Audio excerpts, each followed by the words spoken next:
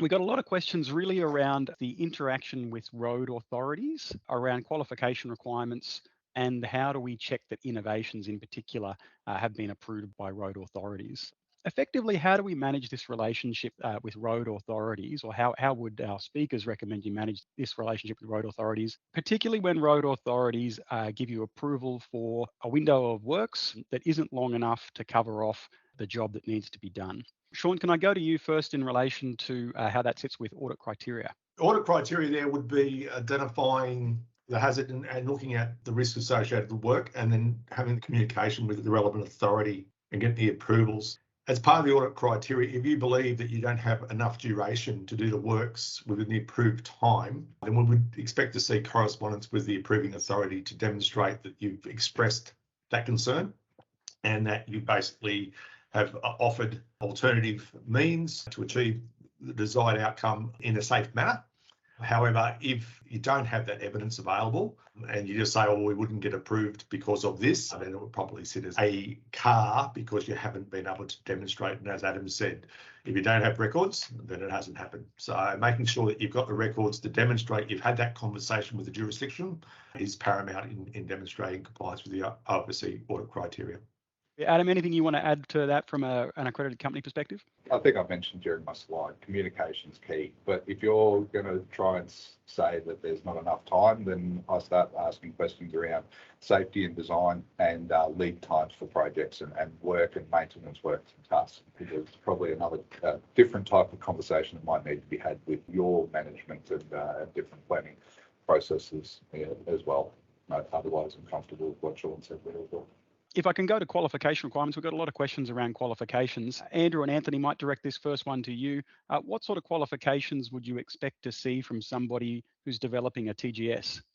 They'd have to have, well, it depends which state it's in for a start. Most of the states will specify a planner or traffic management designer qualification. For South Australia, for example, there's only one qualification. If you've got a ticket, you can do everything. In other states, that varies between what qualification you have, and you might be a TMD or a designer and be allowed to and qualified to plan. Okay, so if someone was looking to double check what the requirements were for their particular state or territory, where would they go? Yep, refer back to their state's websites, so back to the state road authority, and that'll give you the guidance for how to work out what you're capable of doing and under the qualifications that you have. Different states are at different levels on that journey, maturing towards the, what's going to then be available at training.gov.org.au, right? So while there's the national units coming, there'll be a transition process. Each state territory will be on that journey, and then those local governments within those states. And we're really looking at those states to take a lead for us and show us where to from here.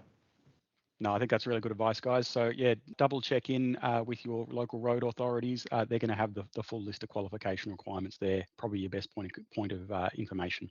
If I can go to some of the safety innovations that we were talking about, I think there was some really good innovations that were shown up on the presentation, but a lot of those do have sign-off requirements from road authorities before you can actually use them.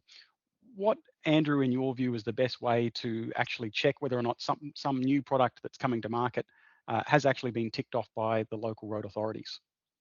It's best to go back to your state road authority. They'll have what they've approved for use on their roads or direct you to what they use. So some states will refer back to a different state. So if you take South Australia, for example, around TMAs, you can use the TMA on the road, but the training you do in South Australia is actually the Victorian training, and that's what they recognise as the Victorian rules around truck-mounted attenuators. So there's things like that go on. The other thing is ARB, which I mentioned, Australian Road Research Board. Part of what they do is called types approval. I can't remember what the acronym stands for. They will approve some of those devices, and things like the porta boom have recently been reapproved for use on roads. And then it's up to the state road authority if they accept and pick up that types approval for their use in their jurisdiction. There's also an Austroads version, a newly released version of that approval process as well. For traffic management innovations. It's only fledgling, but it has come into the market recently. Sean, anything you wanted to add to that from an OFSC perspective around the criteria? We would want to see that those innovations are being undertaken as part of the implementation process.